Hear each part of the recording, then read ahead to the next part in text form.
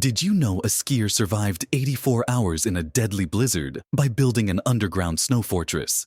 In March 2020, Jake Morrison was backcountry skiing in Alaska's Chugach Mountains when a whiteout blizzard hit. Visibility dropped to zero. Temperature plummeted to -20 degrees Fahrenheit. Instead of panicking, he started digging with just his ski poles and bare hands. He carved a snow cave using physics most people never learn.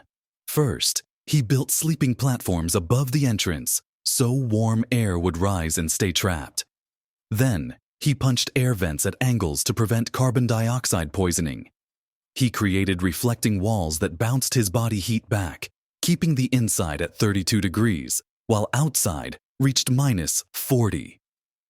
For 3 days, he survived on one energy bar, constantly improving his underground shelter. When rescuers finally found him, they discovered multiple rooms with ventilation systems. His snow cave was so well engineered, it was warmer inside than most people's basements. Perfect snow construction had turned a death sentence into a survival story.